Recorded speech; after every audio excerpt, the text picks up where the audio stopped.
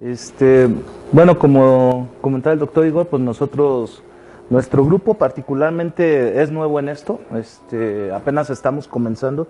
De hecho, gran parte del interés de estar aquí es buscar, por un lado, colaboraciones con gente que realmente sí se dedica al área de datos. Nosotros a lo que nos dedicamos sobre todo es a abordar problemas de optimización, control y simulación de procesos.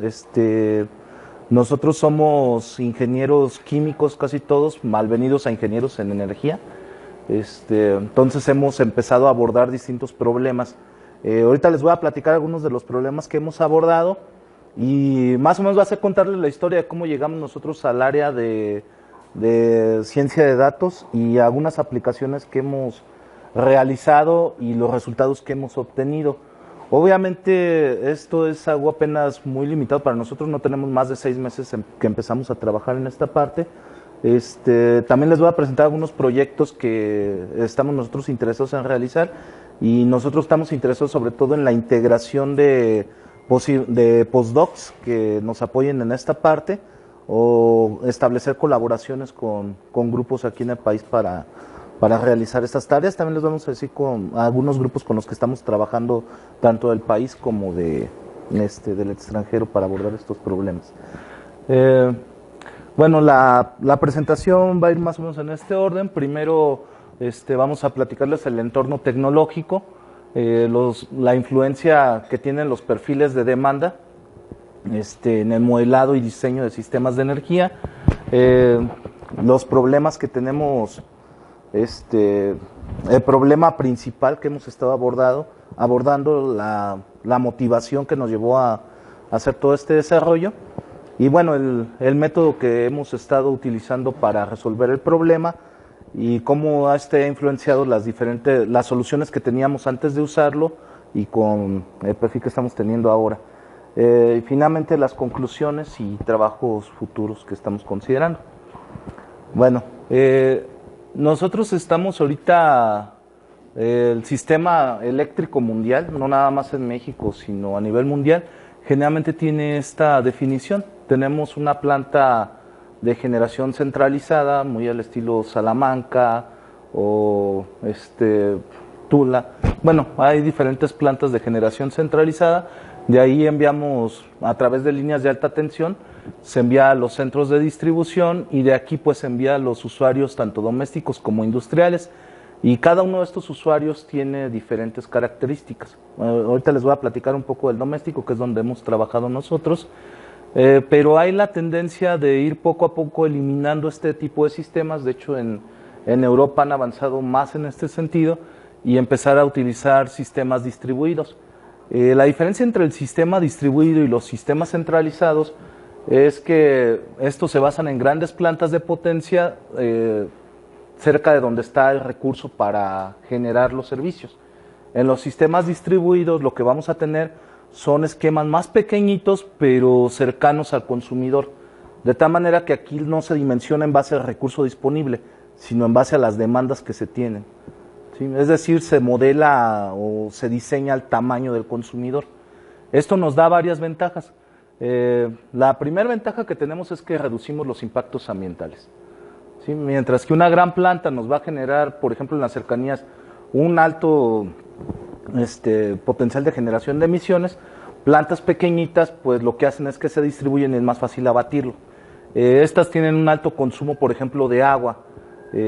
Para México estaba calculado que por cada kilowatt de electricidad estamos consumiendo aproximadamente 9,000 toneladas de agua que se pierden en las centrales. Con estos sistemas son más pequeños, pues se puede ahorrar esto. También otra ventaja es que podemos acoplar muchas tecnologías, mientras que en un campo centralizado, en una planta centralizada, nos obligamos a usar una sola tecnología y que, por ejemplo, aún los sistemas de colectores solares, cuando los instalamos en una sola central, pues nos abarcan muchísimo terreno. Una de los grandes problemas, por ejemplo, de las fotovoltaicas, es que no son la panacea. Instalar sistemas fotovoltaicos tiene el problema de que tienes que usar grandes cantidades de terreno para que puedas generar una cantidad de electricidad considerable. Aquí lo que usamos en generación distribuida es que usamos pequeñas áreas que están disponibles, entonces en zonas urbanas pues nos han funcionado mejor. Puedes acoplarlas en los techos de tus casas, entonces los problemas que tiene también la generación distribuida es que aunque sí nos da estas ventajas que les mencionaba, la desventaja es que cuando los empiezas a interconectar a la red, te meten en problemas de control bárbaros. Porque el sistema de control ahorita nada más condiciona unas pocas unidades que generan una alta cantidad de energía para el suministro, pero imagínate tener varias gente suministrando al mismo tiempo a la red y que tienes que enviar esa red hacia distintos destinatarios. Entonces eso ocasiona problemas de control bastante fuertes. Entonces también esa es una de las cosas que la red mexicana por eso ha limitado en términos de legislación que se metan tantos sistemas pequeños. De hecho, por ejemplo, en La Paz, que es una de las experiencias más fuertes que tienen, pues limitaron la cantidad de usuarios que pueden conectarse con menos de 0.5 megawatts y resulta que ahorita ya su demanda ya está por encima, pero además tienen muchísimos problemas para controlar a tanta gente que está interconectada. Hay momentos en que la red se satura de energía y no saben qué hacer con ella, ¿sí? Entonces la tienen que mandar a descarga. Entonces, otra cuestión, ahí llegamos al siguiente problema. Bueno, si tengo un excedente, pues lo que hago es almacenarlo. Es lo más sencillo que puedo hacer. Establezco una serie de baterías y que esas me mantengan almacenada la energía que tengo y la uso en periodos de bajo consumo. El problema es que las baterías me causan pérdidas de eficiencia, también tienen un tiempo de despacho que es limitado, entonces también tengo que meterme en ese problema. Se pretende que en el futuro pues nuestro sistema funcione así, que tengamos varias redes pequeñitas donde la gente intercambie energía entre ellos y a esto se le llama la microgrid, pero que a la vez también estén interconectadas a la red y que la red funcione ya nada más como un respaldo. El problema que vamos a tener en estos sistemas es que cada usuario se comporta diferente y el sistema de energía tiene que suministrarle a todos aunque sean pequeños. Entonces vamos a tener varios esquemas de control que van a estar distribuidos. Si se empiezan a notar, pues si pensamos en el mapa energético de México, pues el problema se está haciendo cada vez más complicado. Entonces esto pues nosotros empezamos a ver que lo que nos da es que vamos a tener una enorme nube de datos acerca de consumos, de tiempos de respuesta, de tecnologías que se pueden usar, incluso de recursos disponibles, de zonas donde se pueden utilizar y empezamos a ver que muchos de estos problemas se podían abordar por medio de algoritmos de clasificación y de aprendizaje. Nosotros empezamos a hacer una revisión de literatura y empezamos a pensar en algunos casos particulares. Ahorita les voy a comentar algunos de ellos, pero por ejemplo algunos de los que ya tenemos nosotros identificados es el del despacho de gas natural. Tenemos una serie de, tenemos toda la red actual de distribución de gas natural, entonces habría que pensar si la red actual funciona o habría que modificarla y los tiempos de despacho a las centrales. Y si hay pequeñas estaciones de distribución, pues dónde tendrían que estar localizadas y los tiempos que se tendrían que mandar ahí. Obviamente el problema de control que ya les he mencionado, la determinación de precios. Ahorita en México aún no tenemos un mercado liberado, pero las reformas de los últimos años lo que indican es que el sistema mexicano de electricidad se va a ir liberalizando poco a poco. Esto implica que vamos a tener diferentes esquemas de tarifas y que estas tarifas pueden ser horarias, pueden ser en base a demanda, pueden ser en base a distribución geográfica. Entonces, esto nos va a ocasionar también que tengamos que abordar problemas donde vamos a tener que hacer asignación de precios para cada kilowatt que se despache. También hay una cuestión que ya se está manejando que es la migración de la red de corriente alterna a una red de corriente directa. El problema de la red de corriente directa tiene que ver con la cuestión de control. Los sistemas de control para este tipo de cosas son muy caros actualmente. Pero la ventaja que tiene sobre la corriente alterna es que la eficiencia en transmisión es mucho menor. O sea, actualmente los esquemas de transmisión tenemos pérdidas. El promedio para México es del 17%, pero, o sea, eso significa que, por ejemplo, en la estación ya perdimos ahorita les voy a hablar de cuánto perdemos en la generación, pero en la transmisión ya estamos perdiendo otro 17% de lo que se está generando. Pero hay zonas, ese es el promedio nacional, pero hay zonas del país donde andamos en 45%. Entonces, se supone que si cambiamos la transmisión a corriente directa, nos saldría más, la eficiencia se incrementaría y podríamos reducir estas pérdidas hasta la mitad. El problema es que no sabemos en qué espacios actualmente sería mejor por cuestión de costo y cuestiones de distancia, y qué plantas tendrían que despachar en base a corriente directa. En fin, tenemos un abanico de problemas. Y en el sector residencial, que es el que nosotros hemos abordado más a fondo, pues el primer problema es la demanda-respuesta. Mientras que el sector industrial tiene patrones, digamos, un poco más definidos, el sector residencial es una pesadilla hasta para CFE. El primer problema que tienen es que cada casa se comporta diferente. ¿Sí? O sea, incluso alguien decía, bueno, pues es que las casas de interés social más o menos todos tienen los mismos hábitos, y eso no es cierto. O sea, incluso con sus compañeros de trabajo que vivan en casas más o menos parecidas, no tienen el mismo hábito, es más, ni siquiera tienen los mismos equipos, no prenden la tele a la misma hora, y además de eso tenemos periodos de vacaciones que no son siempre los mismos. Hay gente que se va de vacaciones en un periodo, otros que se van en otro. Tenemos población flotante. En fin, el sector residencial mexicano, para abordarlo desde un punto de vista de establecer un patrón de demanda único, está bastante complicado. Otro problema es que si vamos a tener varias tecnologías despachándole a varios usuarios, que cada uno se comporta diferente, pues necesitamos empatar tanto la generación, almacenamiento y el envío de energía. También desagregarlos. Esto sobre todo se ha visto en problemas donde tenemos, por ejemplo, algún desastre natural, determinar cuáles son los prioritarios, es decir, cuáles son las demandas que al menos tendríamos que estar cubriendo. Entonces, eso nos llevó también a pensar en cómo podemos dividir las demandas y determinar cuáles sí son prioritarias, cuál es el techo mínimo que tendríamos que cubrir en caso de un eventual problema de estos, y cómo anticipar que estos sistemas que están distribuidos pues puedan operar después de una situación de estas. Para CFE no es problema. Actualmente lo que hacen es que cuando tenemos una región afectada por un desastre natural, cortan el suministro de esa zona, reparan lo que tengan que reparar y hay una garantía de tiempo para volver a restablecer el servicio.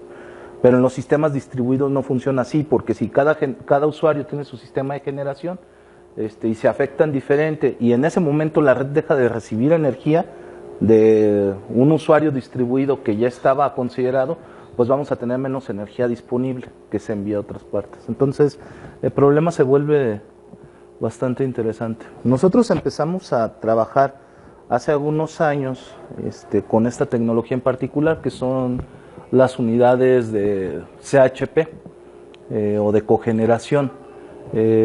Estas unidades de cogeneración lo que hacen es que, a diferencia del esquema actual, más o menos les platico cómo funciona. Tenemos una planta termoeléctrica a la cual le metemos una cantidad de combustible, más o menos por cada 100 unidades nos genera 33%. Ahorita ya hay plantas mejores, con ciclo combinado, con otras tecnologías que alcanzamos hasta 50%.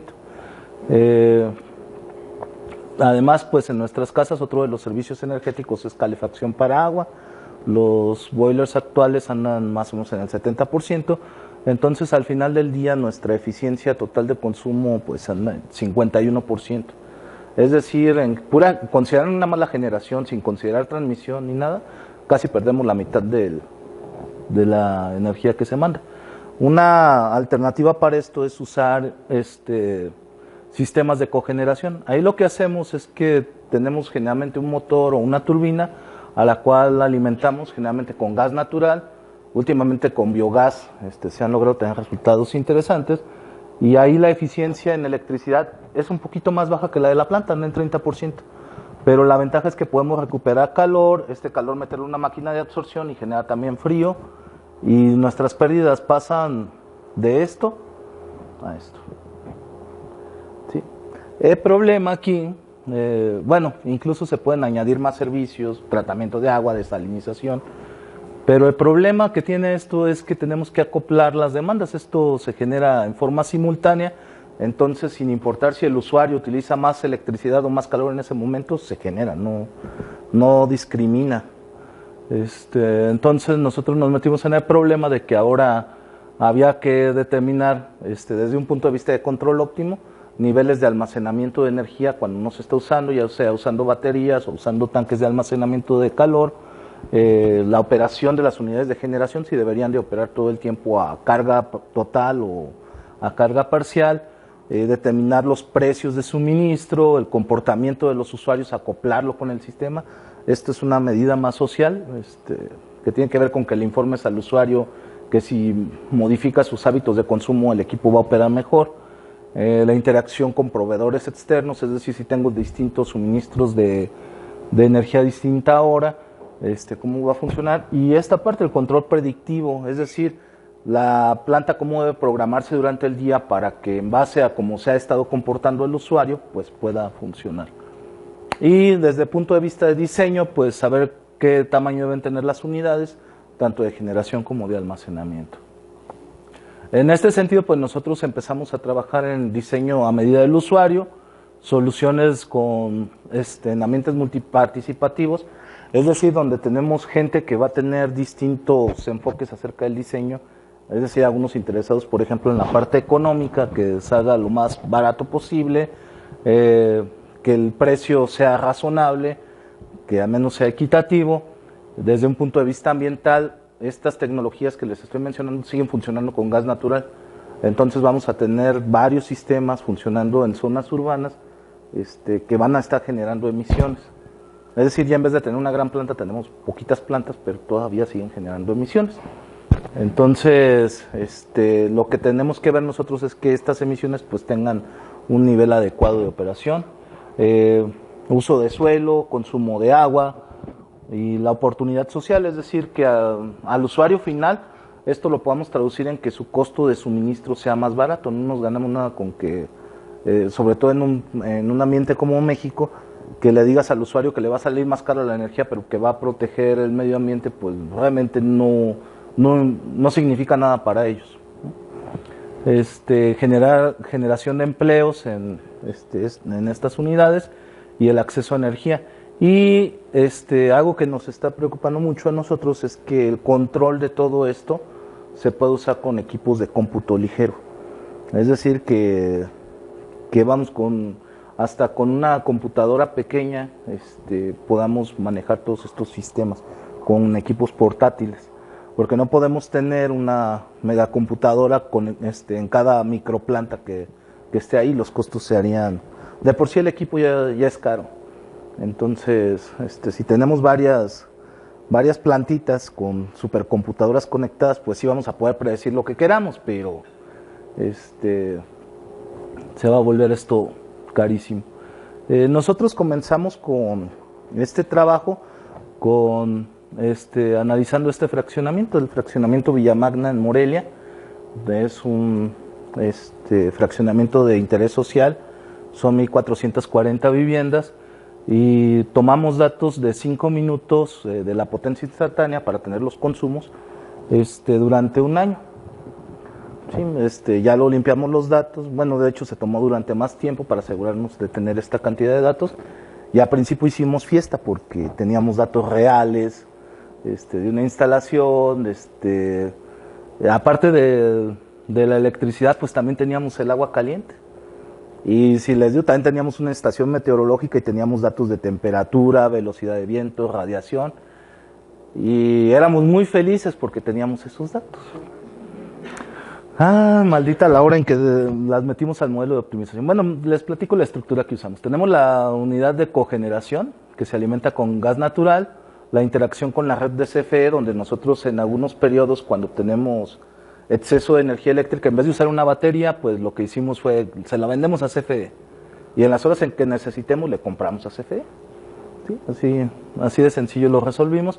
Pero la parte térmica, lo que hicimos fue meter un tanque de almacenamiento térmico, donde íbamos a tener pérdidas convectivas en base a la temperatura ambiente.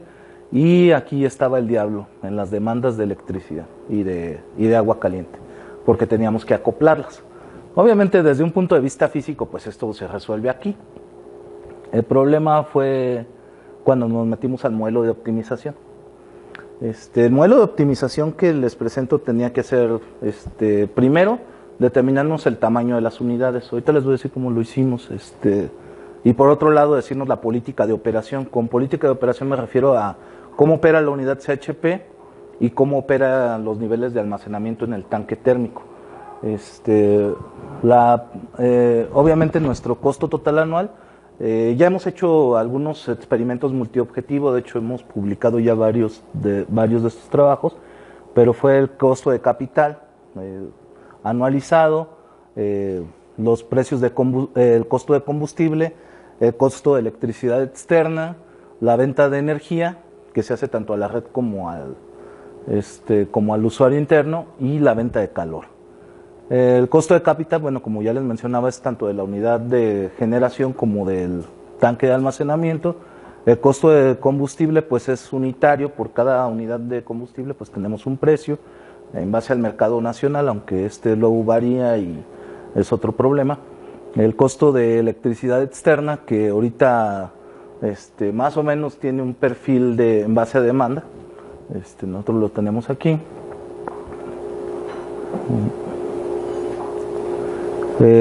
Esta es la venta de electricidad, como ya les decía, es lo que se vende tanto a la red como al usuario interno también. Y la venta de calor, que es en base a la cantidad de agua caliente que se está despachando a temperatura de suministro, que la temperatura de suministro para nosotros es un nivel seguro en 50 grados centígrados. ¿Sí? Aquí está una de las cosas más interesantes del modelo, porque es un modelo no lineal. Entonces, resulta que la planta si bajamos el nivel de operación, si está en carga plena, si lo metemos a carga parcial, pues la eficiencia se reduce. ¿Sí? Y de aquí abajo, este término de abajo es el dimensionamiento de la unidad, y esto es cómo está operando en cada periodo. ¿Sí? Pero pues las referencias siempre están en base a la carga eléctrica. Resulta que cada equipo que usamos es diferente, tiene una relación diferente, entonces desde ahí teníamos también ya ese problema, y entonces resulta que el almacenamiento térmico también nos produce no linealidades. Entonces resolver este problema pues ya se volvía difícil por sí solo. El despacho de energía eléctrica, como ya les decía, pues una parte se envía a la red y otra se envía a los usuarios. Teníamos también el despacho de energía a la térmica, es decir, de agua caliente a las casas. Y bueno, cuando metimos esto a la computadora, usamos el GAMS para hacer el modelado, y usamos como solver IPIOT, y esto fue lo que nos pasó. Teníamos una computadora i7 2.4 que, aunque es una lab, pues es una lab más o menos buena, y esto tardaba en resolverlo más o menos como 3 días. Entonces, si queríamos hacer un modelo multiobjetivo y resolverlo, pues no vamos a tener resultados hasta como dentro de unos 10 días. Entonces, decidimos irnos en un primer periodo, pues hacerlo. Bueno, estos fueron los resultados que obtuvimos con eso. Metiéndole todos los datos a fuerza y que se alimentara y que el modelo tuviera esta cantidad de variables y de restricciones, pues si se fijan estaba en chino. Y sí, pues, Una pregunta, ¿y los datos eran buenos? Tardaba 3 días, pero ¿sí servían o todavía? Obviamente cuando lo empiezas a hacer, y esa es otra cuestión, todos los que hemos hecho optimización de este tipo sabemos que no te queda la primera. ¿Sí? Y luego a veces cuando estás usando el solver que no es, porque tu modelo no se comporta como dice el manual, pues resulta que lo tienes que volver a probar. Y entonces al final de los 3 días con algunos solvers nos decía que era infactible. IPOP sí lo logró resolver, pero y también usamos Conopt entre otras cosas, que obviamente como estamos pensando en sistemas de bajo requerimiento computacional, no usamos ningún solver global, porque eso significaba para nosotros usar un poder de cómputo más alto y nosotros estamos considerando sistemas ligeros. Entonces, por eso nos fuimos por los solvers locales, como IPOP, Conop, que después de todo para términos de modelación, pues nos sirven más este tipo de respuestas, que quizás tener una global. Bueno, los resultados que nos dio esto es que el costo total pues era de esto, de 18,000 en dólares al año. La unidad CHP en términos de electricidad pues nos daba 134 y un almacenamiento de 15 metros cúbicos.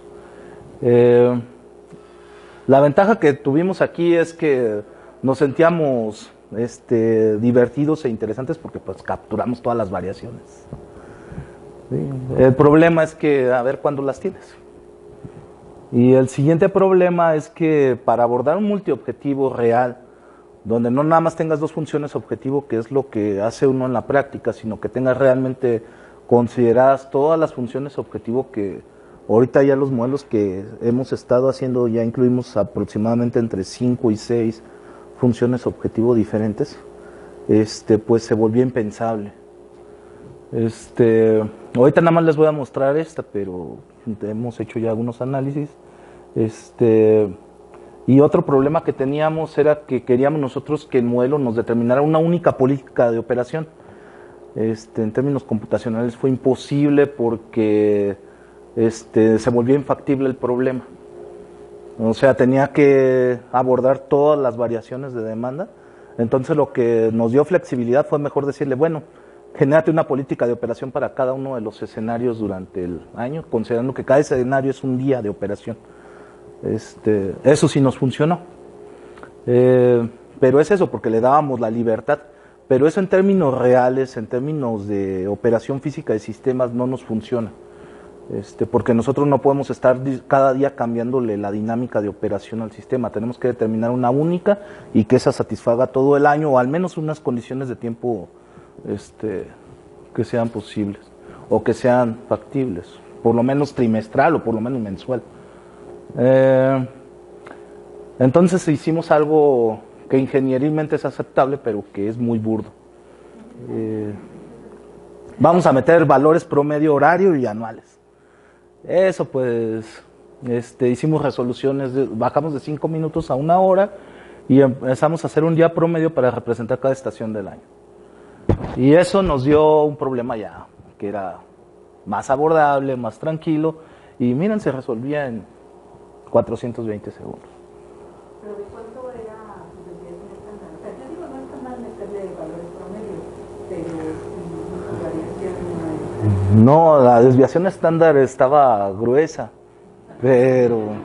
Y cuando les digo gruesa es que hablamos de que andaba alrededor de 40% sobre el valor central.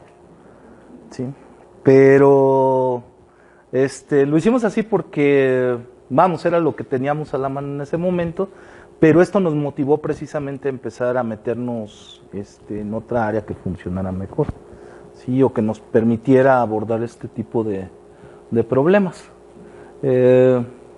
Si se fijan, si hay una variación significativa de usar los valores promedio, esta baja 10 kilowatts. El TAC es mucho más alto. El almacenamiento cambio en metro cúbico para este problema. Pero aquí sí ya teníamos una ventaja. Obviamente, como teníamos un solo valor, pues podíamos decir que teníamos una operación, una política de operación única para todo, para cada uno de los periodos estacionales. La limitación es que perdíamos, por ejemplo, control. Cuando lo metimos en el modelo de control y de simulación, teníamos problemas con las horas pico. Las horas de alto consumo o cuando se generaban comportamientos atípicos, por ejemplo, nos alcanzaba el tanque de almacenamiento de agua que teníamos, o por ejemplo teníamos que consumirle demasiado ACF durante estos periodos. En fin, esos eran de los problemas que teníamos. Entonces empezamos a meternos a este tipo de herramientas de Machine Learning, y obviamente que teníamos que meterlas porque nuestro interés es meter más datos, por ejemplo la radiación solar. Hicimos un modelo que acabamos de publicar hace poco, que también fue, aunque lo manejábamos con medias, de todas maneras tronó el sistema.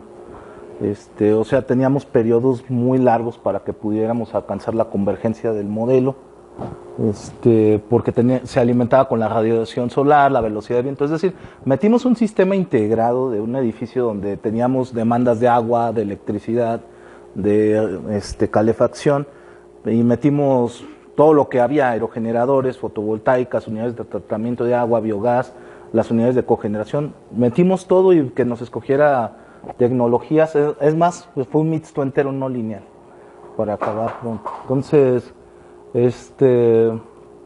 ahí nos dimos cuenta que si seguíamos por ahí, nuestros modelos iban a seguir teniendo bastantes limitaciones, bastantes problemas, y entonces nos vimos en la necesidad de empezar a analizar esto.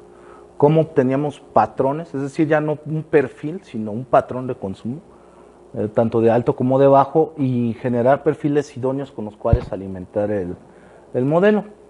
Y empezamos, por ahí encontramos un artículo, bueno, primero con alguien que estaba metido en el análisis de datos, nos sugirió que lo abordáramos mediante una cuestión de kernel, del análisis kernel de los datos. Y nos metimos a trabajar también acoplándolo con el modelo de vecinos cercanos, Nearest Neighbors. Y nosotros pensamos como atributos, pensar en los periodos de alto consumo, de bajo consumo, y pensando también en una resolución predeterminada, que pudiéramos convertir los problemas estos en problemas determinísticos de corto plazo. Para esto, pues primero lo que hicimos fue determinar cuáles eran nuestros atributos en base a los periodos de más alto y de más bajo consumo que había, para establecer también demandas mínimas y demandas máximas que teníamos en los datos, y construimos un vector de ajuste que nos llevó a un modelo de diferenciación, donde nosotros determinábamos qué tan amplio queríamos los periodos de tiempo. Es decir, si yo voy a construir un perfil y tengo datos de 5 minutos, puedo construir perfiles de 1 hora, pero que sí sean representativos, ¿sí? Que no sea nada más una cuestión promediada. Para esto, pues también metimos, bueno, el modelo se alimenta tanto como el número de periodos que quiero en la nueva resolución, el ajuste dimensional en base a los escenarios que tengo, y las diferencias de tiempo con respecto a mis datos originales. ¿Sí? También empezamos a hacer los análisis para ver qué función kernel nos convenía más utilizar. Finalmente, después de varios experimentos, encontramos que un polinomial de grado 6 era el que nos funcionaba más para hacer las cuestiones de clasificación. Ahorita les voy a enseñar cómo nos quedó el primer de clasificación y la distancia basada en el espacio de Hilbert.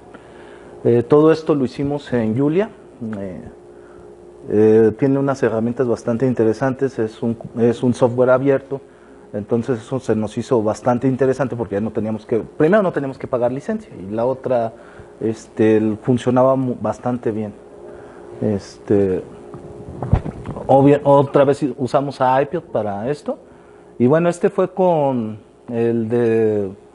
el kernel polinomial de grado 6, pues nos quedó, los de rojo son los de bajo consumo y los de azul son los periodos de alto consumo, es decir, teníamos un patrón de clasificación así, de este tipo. ¿Abajo son las horas del día? Sí, de 0 a 24 horas. Sí, y esto ya nos permitió ahora sí construir perfiles. Yo aquí nada les presento los dos con los que hemos alimentado ya ahorita el sistema, aunque obtuvimos algunos más, que con una resolución de 5 minutos y otros con un patrón de resolución de 1 hora. Si se fijan, aún sigue considerando los picos, pero algo que nos llamó la atención es la escala.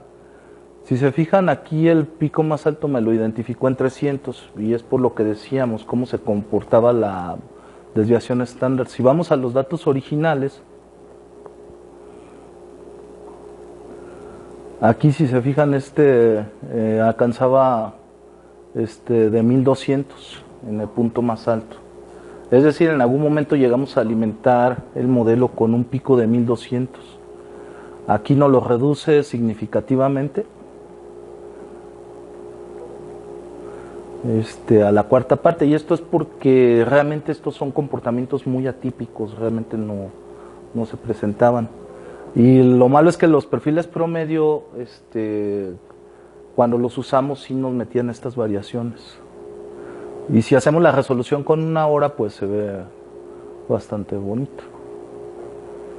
Y bueno, estos son los resultados que obtuvimos usando los tres. Bueno, aquí lo pongo con lo que teníamos antes. Si se fijan, estos tres, con excepción del de bajo consumo, más o menos se comportan parecido en cuanto a la función objetivo. ¿Sí? No tenemos mucha variación. Pero si se fijan, el perfil de alto consumo está muy ligado a los otros dos que ya habíamos tenido antes, sobre todo en el dimensionamiento de la unidad de generación. Los perfiles que obtuvimos ahora, tanto con 1 hora como con 5 minutos, están más cerca del perfil que obtuvimos de bajo consumo, y eso es muy fácil de explicarlo. Los perfiles, una vez que determinamos los patrones de comportamiento, notamos que de todos nuestros perfiles, más o menos los que alcanzaban puntos de alto consumo no eran más allá del 10%, casi todos se ubicaban en la parte baja. Entonces, cuando alimentamos el modelo NLP con esto, pues ya funcionó más o menos, y cuando lo metimos esto al modelo de simulación, funcionó mucho mejor. Aún en las horas pico era más estable, no teníamos tantas pérdidas en términos energéticos, y entonces esto nos sirvió mucho, porque ahora las ventajas que tenemos es que esto se resuelve realmente rápido. Estos perfiles, lo más que hemos llegado a tardar en resolverlo usando esto han sido entre 275 y 290 segundos, lo cual, si lo comparamos incluso con las experiencias anteriores, pues no se compara. También aquí nos dio la ventaja que ya teníamos antes, que teníamos una única estrategia de operación, y obviamente esto nos da puerta para poder abordar problemas multiobjetivo más amplios y tenerlos rápidamente los resultados.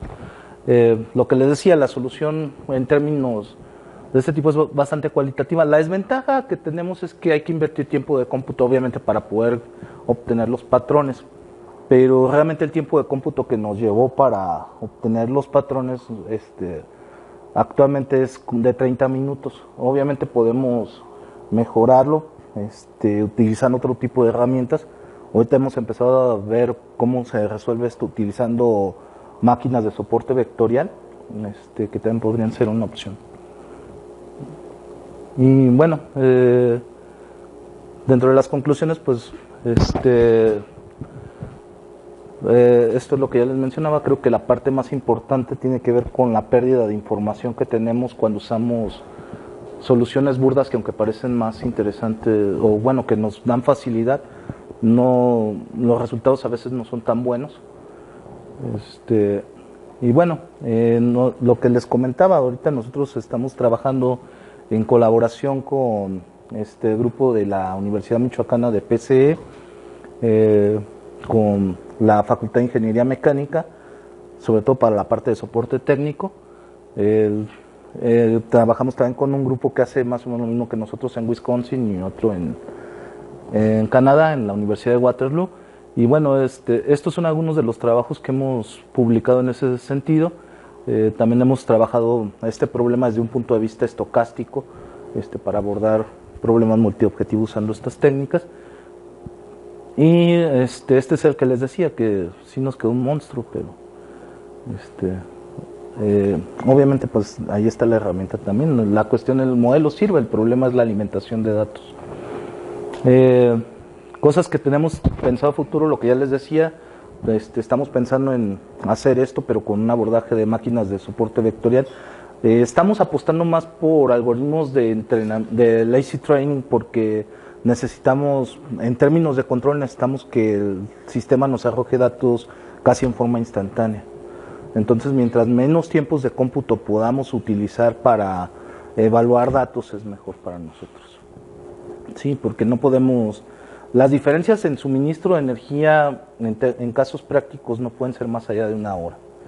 Entre que se detecte el comportamiento anormal y que la planta despacha o el almacenamiento despacha, no puede haber más de eso, porque si no vamos a empezar a tener problemas de flicker y caída de la red. Entonces sí necesitamos hacerlo todo muy rápido. También estamos pensando en expansión hacia sistemas de suministro de agua y energía, y que nos ha resultado bastante interesante. Nosotros tenemos gente que es experta en diseño molecular, pero queremos usar herramientas de máquinas de soporte vectorial para determinar la configuración de moléculas para nuevos materiales. Sobre todo pensando que en México hay un gran potencial fotovoltaico, pero no está utilizado o está subutilizado. Pero el problema de las fotovoltaicas actuales es que son muy caras. Las orgánicas se supone que son más baratas. El problema es que tienen poca duración y tienen poca eficiencia, entonces hay que buscar las propiedades para que se haga esto, y es uno de los proyectos a los que le estamos metiendo. También para el diseño de baterías, para incrementar las velocidades de despacho, y sobre todo también le estamos metiendo ahorita lo de Smart Cities. Y bueno, análisis para condiciones ambientales, lo que ya les mencionaba, tenemos perfiles de radiación y de velocidad de viento, y que también valdría la pena hacer análisis en esa parte. Estos son los que yo les mencionaba que hemos utilizado nosotros como referencia para nuestros primeros trabajos. Y bueno, pues eso sería todo. ¿Alguna pregunta, alguna duda? ¿Preguntas?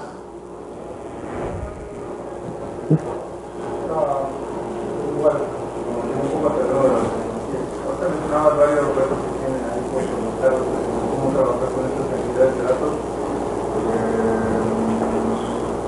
¿Alguna nube les ha sido como atractiva para ayudar a este tipo de procesamiento? Es decir, la Big Data, un montón de datos. Aparte ya queremos todo el procesamiento para allá, ¿no? Sí. Diferentes problemas que la industria tiene, justamente cómo analizar modelos para que yo estoy metiendo la información y ya me está arrojando un resultado. Sí. Buena parte de eso se está consiguiendo a partir de soluciones basadas en nube. ¿Están pensando llevar algo de esto hacia allá, sobre todo con el tema de lo que comentabas en el último párrafo que nos enviabas, que es: tenemos que tener una capacidad de reacción de máximo 1 hora? ¿Más a la hora? No, y eso es para sistemas en gran escala. En sistemas microescala tiene que ser prácticamente instantáneo. Es decir, debo de tener datos, análisis y la optimización ya. Es más, ya el segundo anterior ya está. Sí, nosotros ahorita hemos empezado con este tipo de modelos, pero nosotros estamos abiertos a eso, a colaboración y a trabajar con gente que lo esté haciendo, y pues son bienvenidas cualquier colaboración en esta área. Nosotros apenas somos nuevos en el área y lo estamos explorando. Entonces, nosotros, por ejemplo, esa herramienta que nos mencionas, nosotros hemos leído, pero aún no estamos pensando en utilizarla, pero si podemos encontrar un resultado que nos satisfaga en ese sentido, la podemos implementar. Sí, sí.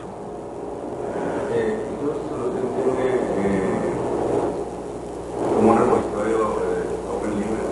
Sí, precisamente también por eso nos gustó Julia, porque podíamos compartir nuestros códigos sin ningún problema.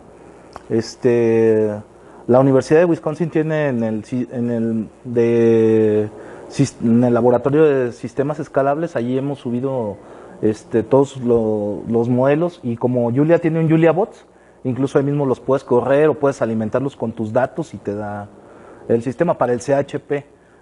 Hay otros modelos que no hemos podido meter. Un problema que hemos tenido con Julia es que los mixtos enteros no lineales tiene problemas para resolverlos. Entonces, pero los NLP que hemos generado, ahí están todos. También les paso el link, los que estén interesados, les puedo pasar los links fuera.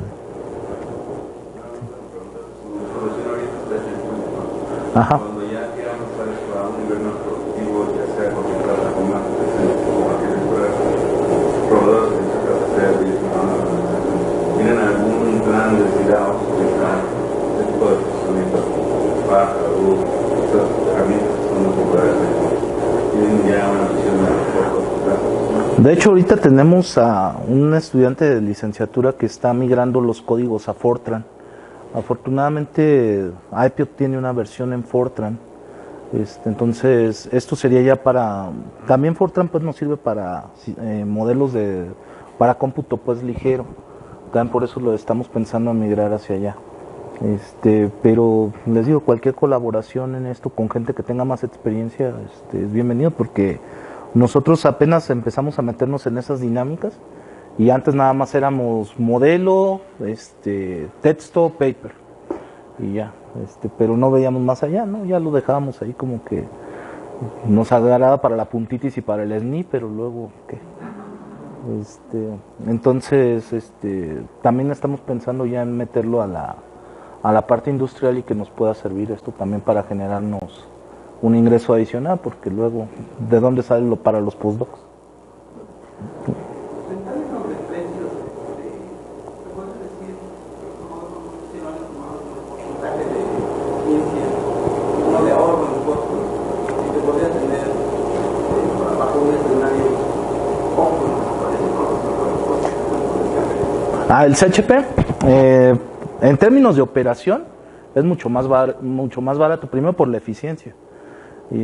Nosotros hemos hecho algunos modelos comparando esto con el convencional, y en términos de costo, esto implica un ahorro de aproximadamente el 30%, que para el usuario final se convertiría en un 20%, ya considerando el costo de capital de la unidad. Aunque generalmente el costo de capital se subsidia, al menos en el esquema actual, quién sabe en el futuro.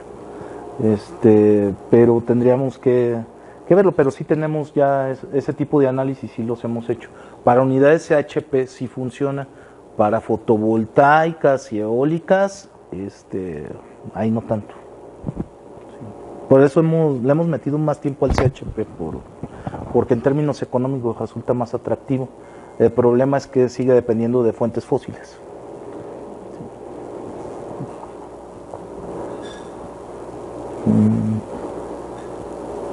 Yo tengo que preguntar, Sí. ¿cómo va no han pensado en explorar redes neuronales? Porque, por ejemplo, esta de la convolucional, que es la clasificadora por excelencia, creo que les vendría bien, ¿no? Pues sí hemos leído algunas cosas, pero el problema es que hemos apostado más, como les decía, por cosas que no requieran tanto entrenamiento, sino que los podamos meter casi inmediato. Por eso hemos apostado más por este tipo de cosas como vecinos cercanos, máquinas de soporte vectorial. Sí, pero por ejemplo para problemas de diseño sí podría ser interesante, porque ahí no tienes comprometidos los tiempos de respuesta. El problema es que nuestros modelos hacen diseño y control casi en forma simultánea, pero desde un punto de vista macroscópico de redes neuronales nos podría resultar interesante. Bueno, ahora hay ya lo que se llama el edge computing. Precisamente, por ejemplo, ya hay herramientas de Intel, para hacer redes neuronales cuando tienes como un coprocesador que la hace muy rápido. A lo mejor alguna herramienta que Bueno, sí. pensando en las Sí, les digo, como sobre todo para nosotros lo que estamos pensando es en términos de ingeniería. Necesitamos equipos muy ligeros para poder gobernar esto. Ese es la limitante. Por ejemplo, ahorita lo están ocupando para reconocimiento de rostros. Tú le colocas un coprocesador, digamos, a una Raspberry Pi. Y tienes tu procesador con aprendizaje profundo. Bueno, pues podríamos plantear.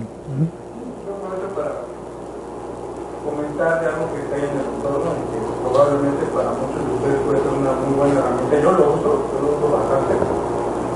Porque ahorita estamos hablando de redes neuronales y la verdad es que las redes neuronales en efecto tienen un consumo computacional de días más dos, ¿no? Sí. Mucho. No. Se ocupa ahí. Sin embargo, sí hay manera de poder experimentar con él a un muy bajo costo.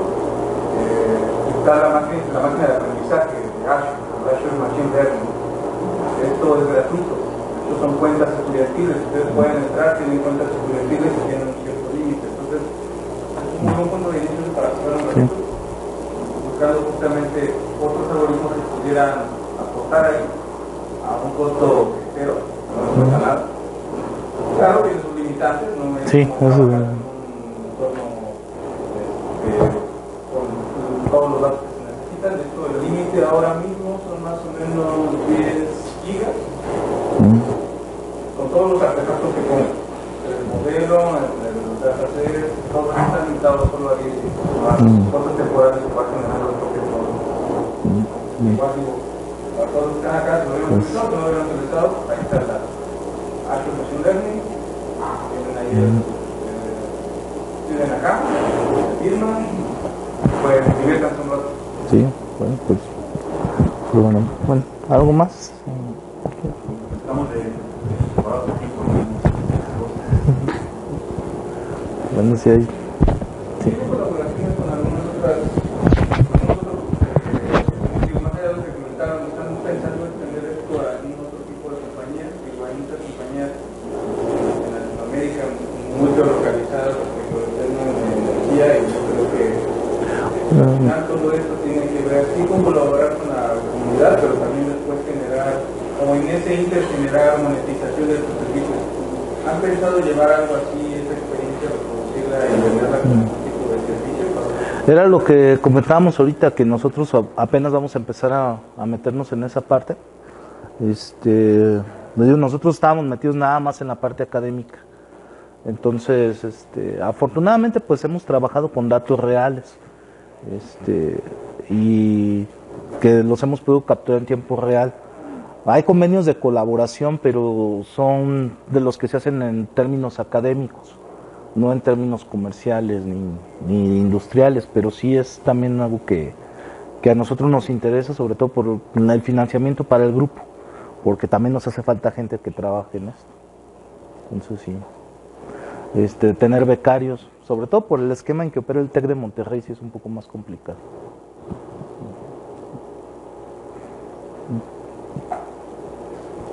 ¿Alguna otra pregunta?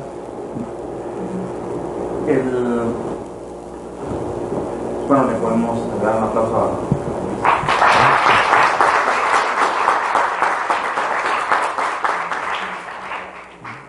Tengo